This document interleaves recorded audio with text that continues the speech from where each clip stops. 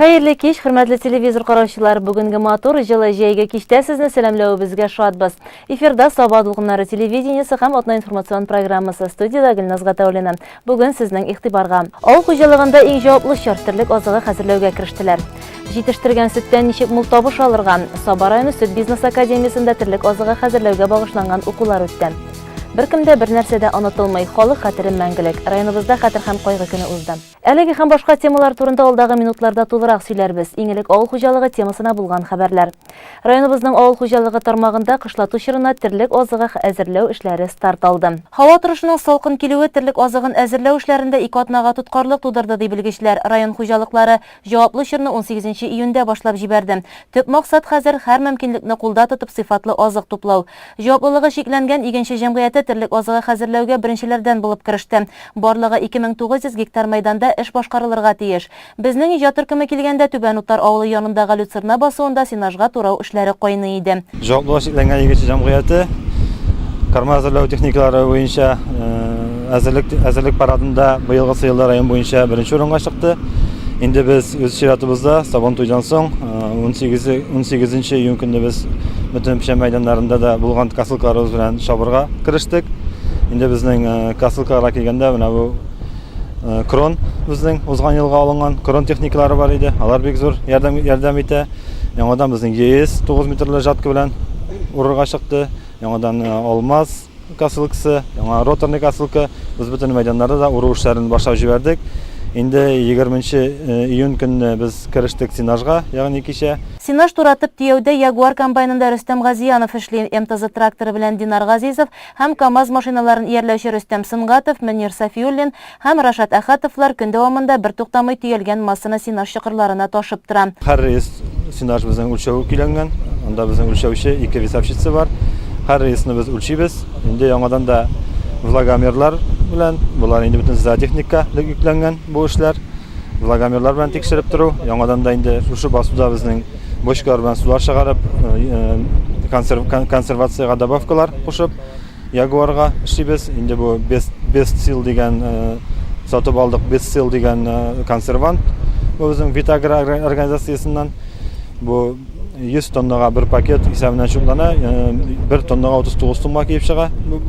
Инде бу консервация инде безнең сенажның әйбәт сакланышын, яхшы консервация өчен без кулланабыз. Инде яңадан да безнең рулонный пакетлар бөтен төрлесе дә кирәкле әйберләр сатып алынды. Инде безнең беренче укус печән алу өчен бөтен әзерлекләр дә бар. Сенаж терлекчелек комплексы янындагы траншеяларга кайта. Җәмгыятьтә алар барлыгы 12. Булардан тыш әле курганнар да салабыз ди җитәкче. Чөнки мал саны арткан саен азык та мулрак кирәк. Яңадан да 2640 тонна безнең зеленый конвейер өчен, көндәлек ашату өчен чукланып куелган. Буларны инде без июнь башыннан кирешкән идек. Арыш мәйданнарын урып, шуның белән зеленый массаны тулыландырдык. Инде хәзер шушы Люцерна белән дәвам итәбез. Инде безнең көзләргә хәтле шушы эшне дәвам итәсе бар. Шушы бөтенесе бергә 2640 тонна безнең зеленый масса кирәк. Витаминлы азык әзерләү дигән әйбер дә бар бит әле. Витаминлы азык әзерләү буенча безнең мәктәп яшенә хәтле балалар, мәктәп яшендәге балалар безнең җәй буена 27 бала безнең хуҗалыкта эшли. Һәр ай саен туры килә 9 бала. Шул 9 бала безнең кызлары безнең эшли столовойда.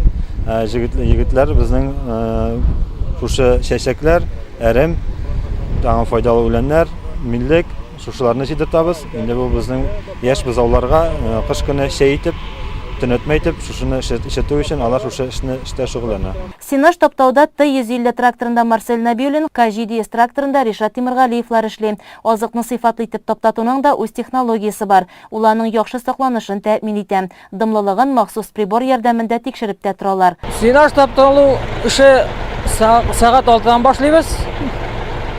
К700 трактор белән бергәндә ул үттереп тора, мин топтатып торам. Без шул баштап 2 яклап топтатабыз, соңыннан уртасын. Шулай булганда дөрес таптала инде. Ничә хәтле эшлисез? Сменалар эшлисезме сез ничек? Иртәнге 6-да башлап шул кичке 8-10-да булырга мөмкин. Но мин үзем инде К700-тан соң сенажлар кайтып беткәч, яңадан 1 сәгать топтыйм. дисез.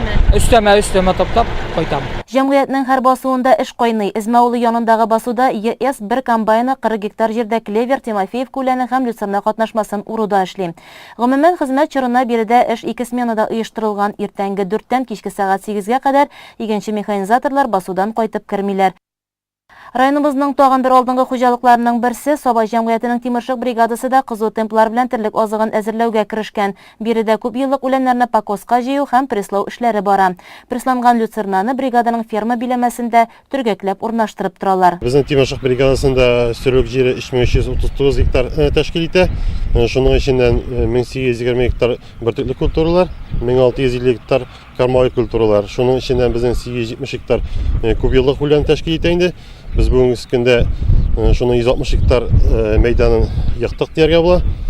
18 июньдән башлап бу эшкә керешеп киткән инде.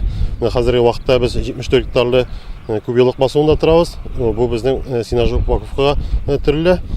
Хәзерге вакытта безнең бу эш вакытында 2 пресс эшли басуда, икесе печәнне төреп торалар. Трактор белән басудан ферма яна бу рулоннарны ташып торабыз. Һәм анда безнең ферма хренда икесе бу рулоннарны төреп торалар пленкага.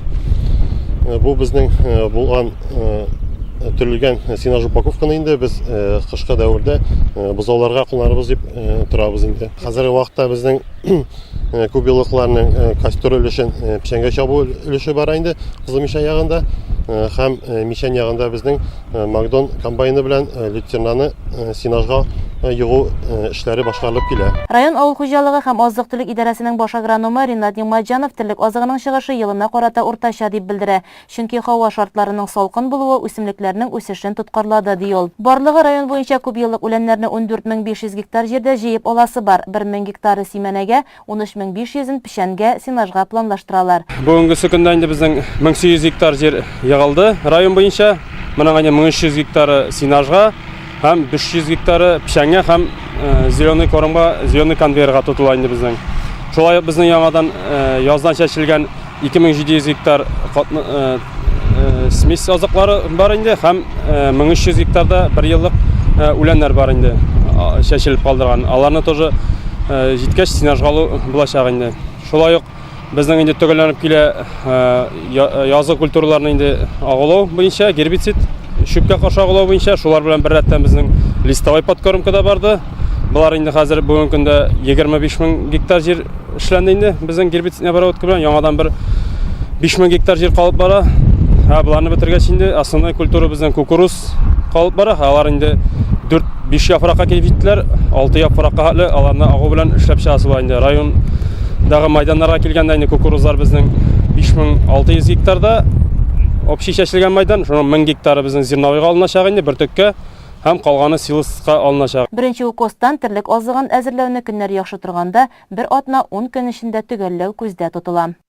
19-21 июнь көннәрендә Саба районының сөт бизнес академиясында республика хуҗалыкларының зоотехниклары сөт җитештерү тармагы белгечләре өчен укулар үткәрелде. Ул терлек азыгы җитештерү үзенчәлекләренә багышланды. Сөт бизнесы академиясында авыл хуҗалыгы белгечләре өчен укулар даими үткәрелеп тора. Бу атнада узганында терлекчелек тармагы, бигрәк тә терлек азыгы әзерләү һәм аның сыйфаты өчен җаваплы белгечләр катнашты. 2010 елдан бeri эшләп китте безнең проект Молодший бизнес академия дигән. 2010 елда без 192 кеше укытсак, быел инде, ягъни 2018 елда бүгенге көнгә кадәр 80 кеше укыттык.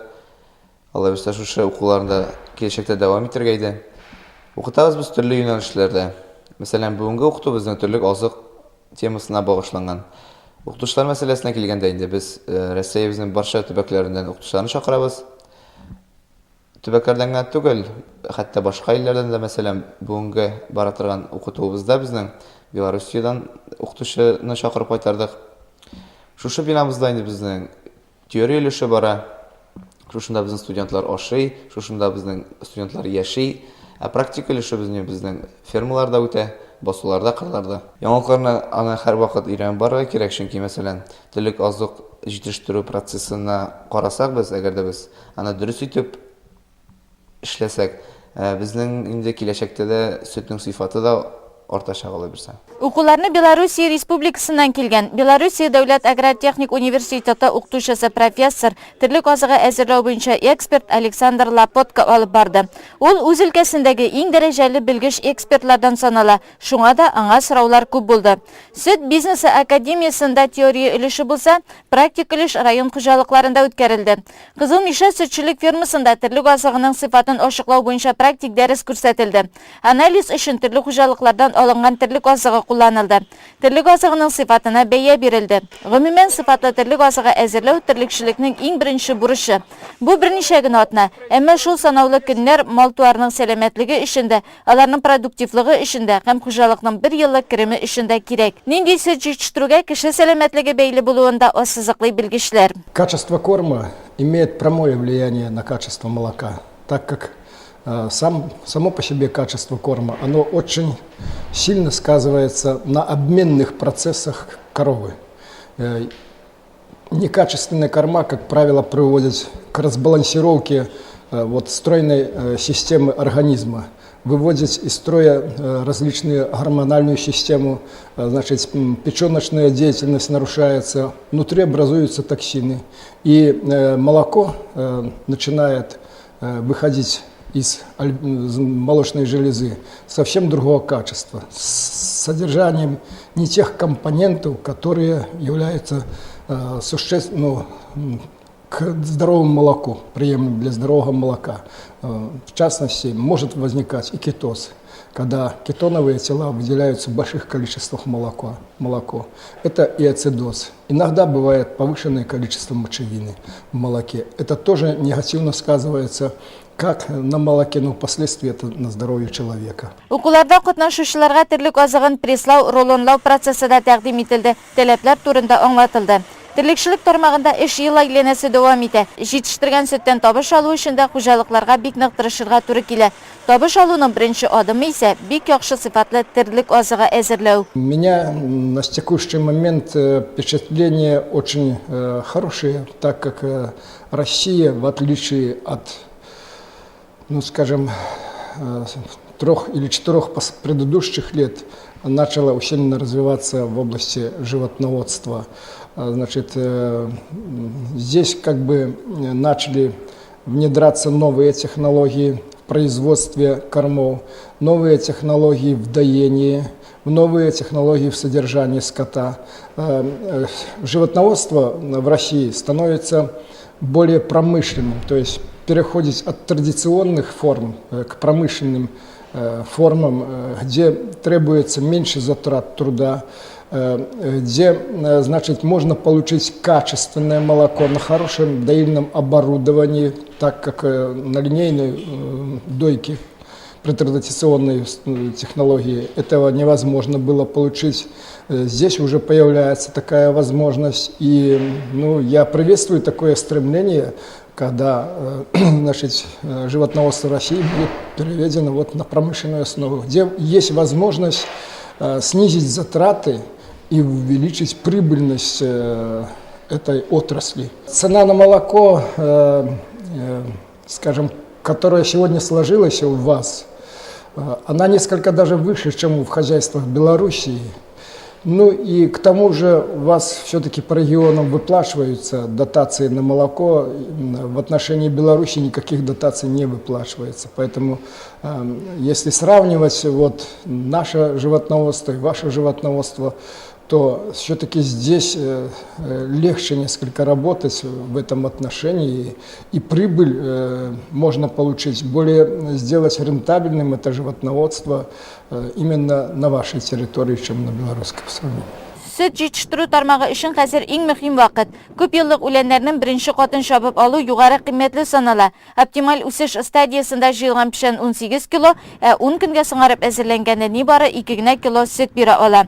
Укуларда катнашучылар теория һәм практиканы гамәлдә сынап карый алачаклар, чөнки республикада терлек азыгы әзерләү дәвам итә.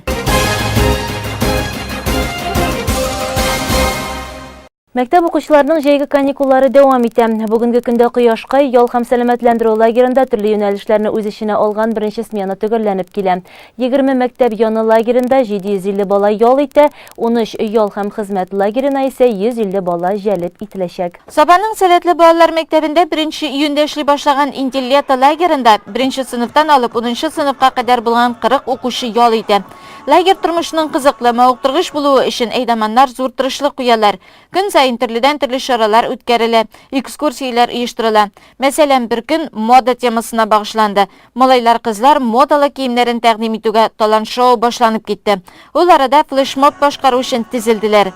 Менә шулай һәр көннең минутын да бушка уздырмаска тырышалар биредә. Сәләтле балалар мәктәбенең Интелла сәламәтләндерү лагере 1 июньнән үзенең эшен башлап җибәрде. Лагерь 24 июньгә кадәр эшләячәк. Бүгенге көндә лагерьда 40 бала йөри һәр көн инде. Шулай лагерьга балалар бик яратып, бик теләп, зур кызыксыну белән йөриләр. Төрле түгәрәкләрдә шөгыльләнәләр, музыка, хореография, рәсем, кисеп ябыштыру, спорт уеннары белән бик яратып шөгыльләнәләр. Һәм шулай һәр даим диярлек психологик тренингларда катнашып киләләр. Саба районының төрле ял итү паркларына сәяхәт иттек. Лагерьнең эш барышында һәм Сатыш мәдрәсәсенә, шулай ук лесхозның Урман музеена, Кыңгырау музеена һәм Саба районының туган якны өйрәнү музейларына сәяхәтләр үткәрелде. Һәм шулай ук безнең лагерьда олимпиадага өйрәнүче балалар әзерләнәләр. Алар үзләренең 2нче елга булган хәзерлекләрен көн сайын арттырып киләләр. Балалар үзләре дә мәктәп яны лагерына йөрүләренә бик тә канәгатьләр. Без рәсемләр ясадык, конкурсларда катнаштык, парадта уйнадык. Без бу лагерьда вакытны бик кызыклы һәм күңелле итеп үткәрәбез. Без бу лагерьда төрле җирләргә йөрибез һәм сәяхәт итәбез. Без инде лесхозга бардык, Сатышка бардык, төрле музейларга һәм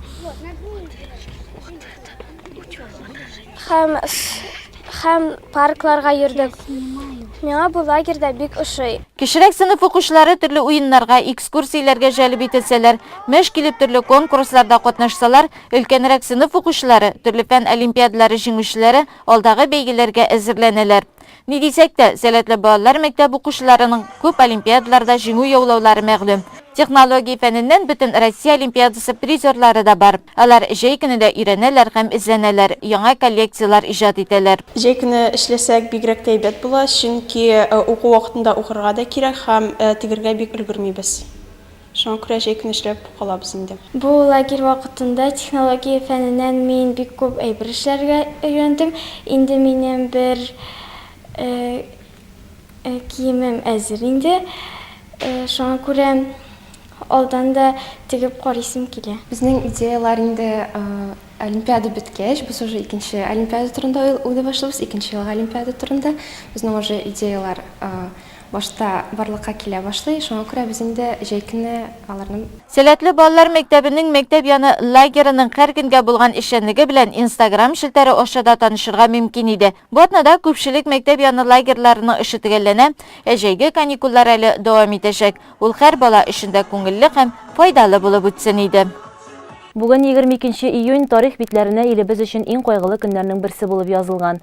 Моннан 77 ел элек 1941 елда Бөек Ватан сугышы башлана. 1418 көн дәвам иткән канкыйгыч фаҗигадә миллионлаган совет кешесенең гомере өзелә.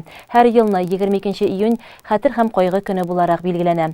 Бу көнгә багышланган чаралар 21 июнь кичендә үк башланды. 21 июнь кичендә районыбыз күләмендә һәм Сабаның үзендә илебез буйлап узучы хәтер шәме акциясе үтте. Якташ солдатларыбыз һәйкәле янына аларның истәлеген яктыртучы шәмнәр тотып, райондашларыбыз җыелды.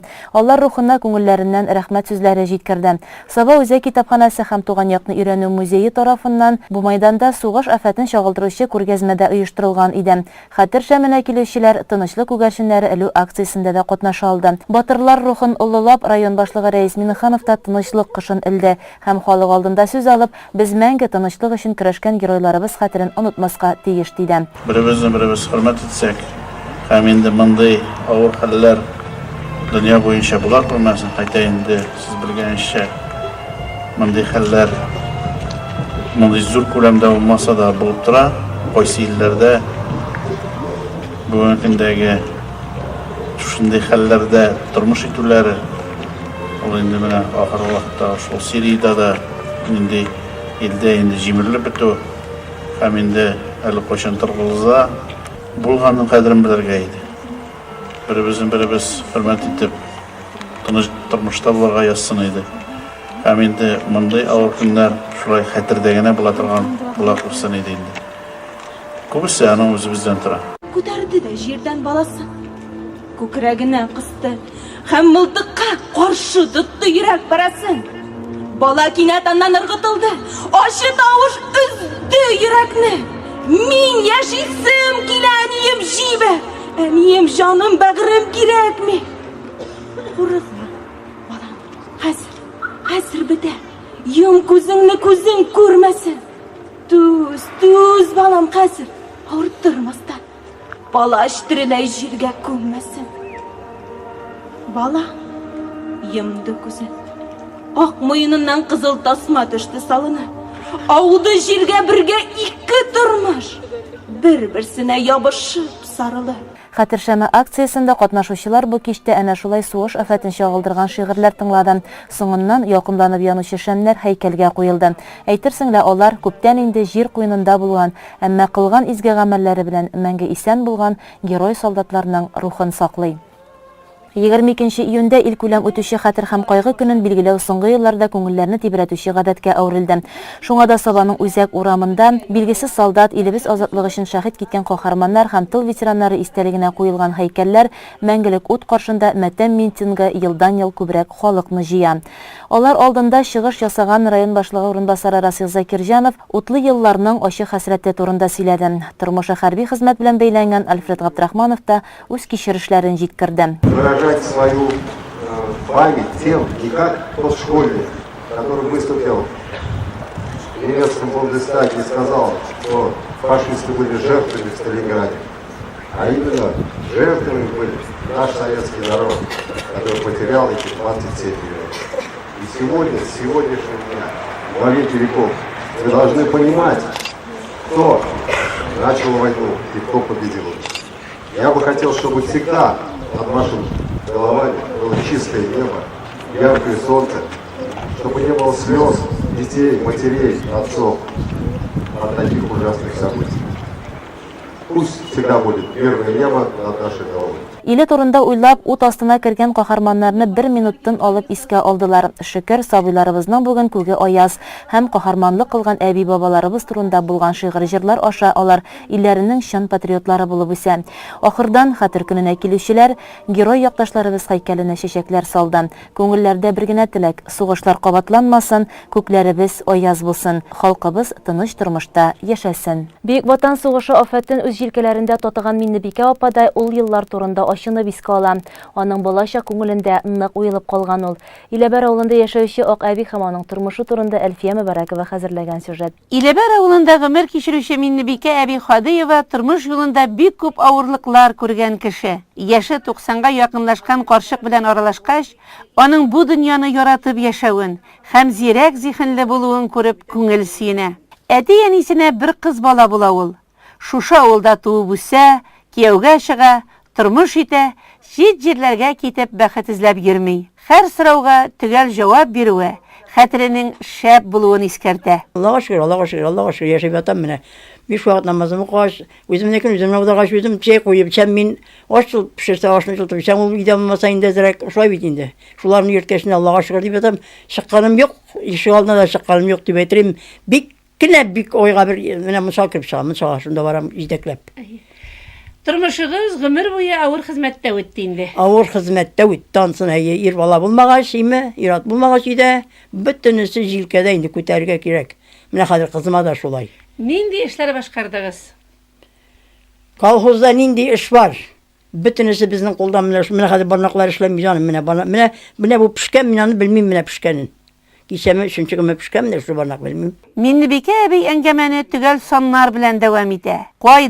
Кайчан эшләгән елларын яхшы хәтерли. 9 ел тавык карадым минеме, 9 ел сөт ташыдым мин. 9 ел сөт ташыган вакытта 3 елын Чиләк кентендә ташыдык. Хатыннарын аладырым да, башта бездә сарыклар бар әле. Ринзага дип сарыклар ситап китәләр я. Барады курса башына, җәүләп, силәкиен теләп. Урманга утарманда җиткән җәйдә бер утыр башы инде диләр. Үзләренең кайсының күкрәгендә ашырга булыр, кайсында юк. Мин үзем аладырым, әни бирә торган, безнең әни Жумарт исен әйткәндә менә синең атаң шикелле, безнең әни дә шулай менә. Аллаһның рәхмәтендә булсыннар. Кызым, Аллаһ күбрәк итеп, иптәшләреңнең булмаса, аш киеп бармаслар, алар синнән Алла, синең яшәрәк титрани. Менә шуларга тинәп ипи тыгарым шунда чиләккән тастына. Әйе, оннары май апарганда, майны чиләк, җәйкене май җыядырык. Әй, кышкыны. Кышкыны май җыябыз, җәйкене сөт җыям.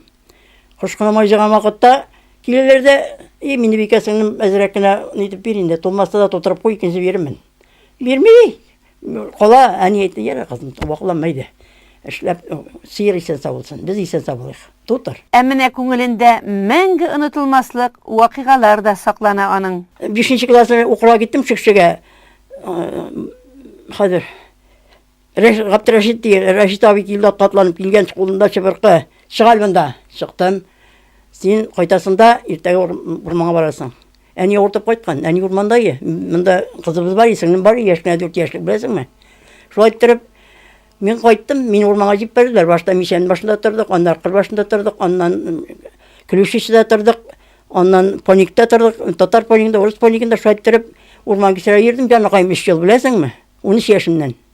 Менә рәхәтме соң? 12 километр җыйып барасы, сәгать 2дә торасы, марҗага әйбәтләп кенә сунап менәсе, марҗага утынлап кайтасы, кайткан вакытта кирип урманда, айланда кар, моның хәтта була, аны кирәп кирип китәбез дә, кисеп алабыз да, җилкәгә бер метр гына салсаң ни була, тотып булмый, әзрәк авыррак итәбез дә, салып, җилкәгә салып кайтабыз.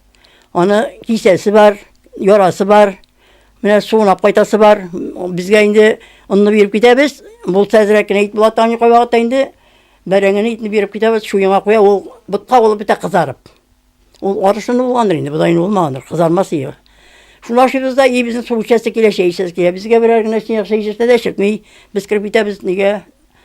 Ай, Алла. Столовойга. Эй, зур самор кайнап утыра. Эй, сине бишәбез инде аны. Шәбез дә чыгабыз. Аннар сендәргә менә йоклыйбыз инде. Анда киемнәр инде үзебезнең югыш манда нәрсә ул шунда эшләп каш кипкәндер инде. Кая безнең бер пич башында бер нәрсә киптиреп бетерсен марҗа. Марҗа торадыр юк. Кечкенә генә буйлы үтә матур карчык безнең героебыз.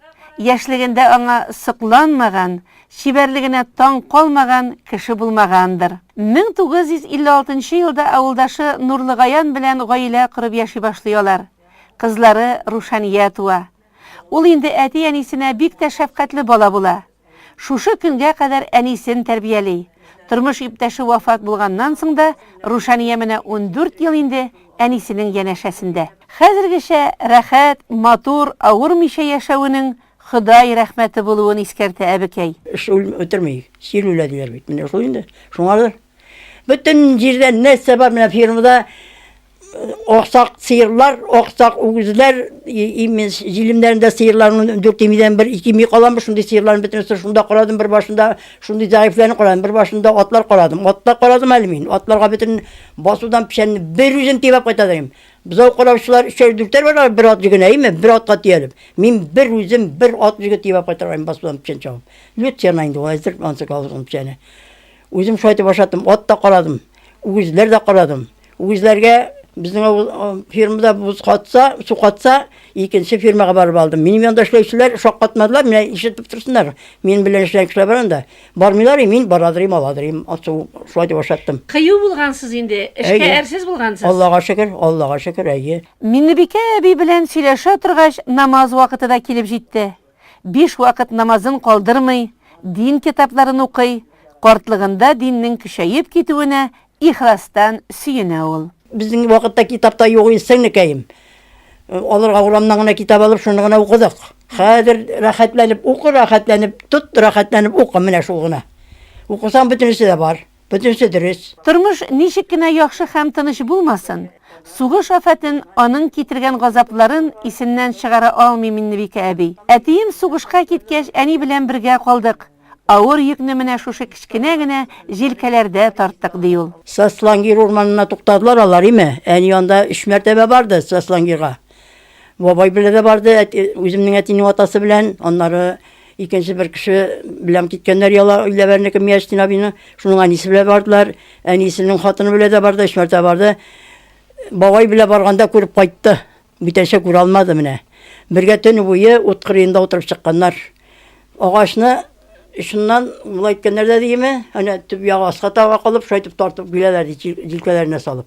Шайтып үстерәткәннәр, мыскыл иткәннәр бит анда кешене. Сталинград нәрсәсе яр кырыена күмелде дип язуы килде, үлгән хәбәре. Илдә сугышлар булмасын, ярабби Ходаем, илләребез тыныч булсын, дөньяларыбыз тыныч булсын, патшаларыбыз дус булсын, ярабби менә. Аллаһы Тәгалә ирек бирмәсен бәндәнең кулыннан куярга. Хатыннары җәтим калмасын, ирләр сугышка китмәсен, балалар җәтим калмасын дип теләп ятам менә шулай дип. Һәр вакытта да ярабби, илләребез имин булсын, тыныч булсын. Инде бар да артта калды. Гомер юлы шулай әкрен генә үтеп киткән.Ыныклар, ыныкшыклар үсеп килә. Бакчаларда гөлләр чәчәк ата. Миннебикә әби көндәлек матбугатны укый, телевизор карый, илдә, дөньяда булган яңалыклардан калышмаска тырыша. Бу көннәрдә Казанга дөнья чемпионатына килгән футболчыларның кайсы илләрдән килүен кызыксынып, глобуска текәлә ул. Аллаһы Тәгаләдән сорыйм, илебез йоклаганда ятырга елларыбыз имин булсын, тыныч булсын. Ходай Тәгалә ярабби Ходаем бәндәләрне мәйтәм сугышлардан үзе сакласын, кандан куярга ирек бирмәсен дип теләп ятам. Амин. Шулай булсын. Миннебикә әбигә без әле бик күп еллар чәчәкле җәйләрне күрүен, ап-ак карлы кышларны каршылавын теләп калабыз. Башкача илебезгә кайгы килмәсен, беркемгә хәсрәт кичерергә язмасын. Атна информацион программасы шуның белән тамам. Бүгенгә сезнең белән саубуллашабыз. Алда сезне реклама һәм Саба Сабан туе ачылышының матур мизгелләре көтә. Сау сәламәт булыгыз.